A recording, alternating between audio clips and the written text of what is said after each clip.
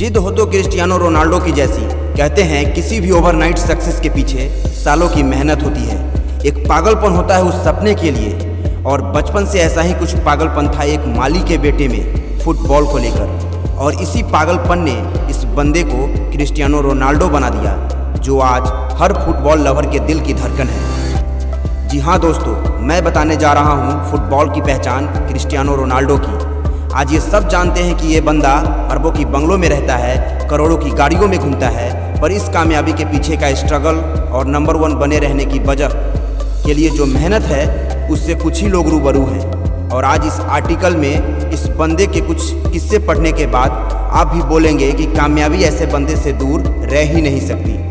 Ronaldo के coach बताते हैं कि एक दिन उन्होंने रात को ऑफिस के खिड़की से कुछ पेड़ को हिलते हुए देखा।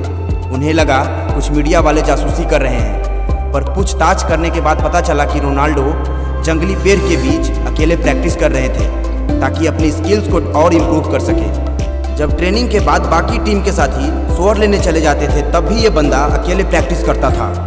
और जहां हमें 6 बजे ऑफिस छोड़ना होता है वहां हम 5 बजे ही तैयार होकर बैठ जाते हैं, क्योंकि हम जो कर रहे हैं उसमें हमारा जुनून ही नहीं है। हम तो बस किए जा रहे हैं, भीड़ के साथ चले जा रहे हैं। अकॉर्डिंग टू रिसर्च 96% लोग जुनून को फॉलो नहीं करते, और ये 96% लोग उन 4% लोगों के लिए काम करते हैं जो 100 बार हारने के बावजूद भी अपने पैशन को गिव अप नहीं करते।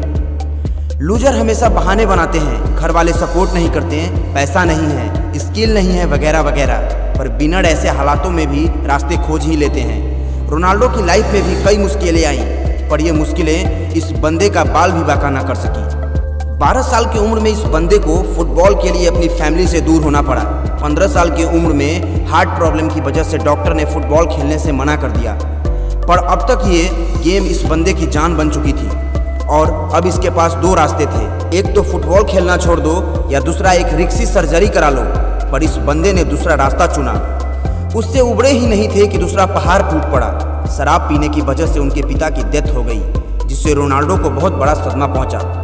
पिता के बाद घर का खर्चा चलाने के लिए उनकी मां को दूसरे के घरों में काम करना पड़ा, लेकिन मुसीबतों के बावजूद इस बंदे ने पैशन के लिए मेहनत करना नहीं छोड़ा। ये होता है पागलपन, अपने पैशन के लिए, अपने सपनों के लिए। और ऐसे ही पागल लोग आगे चलकर दुनिया के लिए मिसाल बन जाते हैं। रोनाल्डो के फिटनेस कोच मैरी बताते हैं कि चैंपियन लीग का मैच खेलने के बाद जब रोनाल्डो रात को 2 बजे शहर लौटे तब उनके सारे साथी घर चले गए, और वही ये बंदा सीधा ट्रेनिंग सेंटर जाकर वर्कआउट करता है।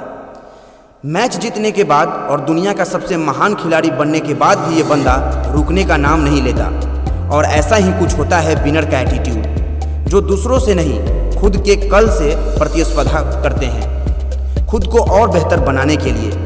और ऐसा नहीं कि रोनाल्डो से ज़्यादा टैलेंटेड प्लेयर्स नहीं है, पर इस बंदे के जितना हार्डवर्क कोई और नहीं कर पाता, और इसी हार्डवर्क की बदौलत कामयाबी उनकी कदम चूमती है।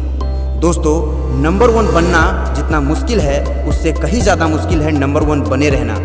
रोनाल्डो हर रोज़ वो सब कुछ करते हैं जो उन्हें नंबर 1 बनाए रखे। रोनाल्डो के एक दोस्त उनके बारे में बताते हुए कहते हैं, ट्रेनिंग सेशन के लिए रोनाल्डो सबसे पहले फील्ड में आते हैं और दिन भर के हार्ड प्रैक्टिस के बाद सबसे लास्ट में घर जाते हैं। ऐसा ही एक किस्सा ये बताते हैं कि दिन भर की प्रैक्टिस के बाद रोनाल्डो के साथ उसके घर चले गए।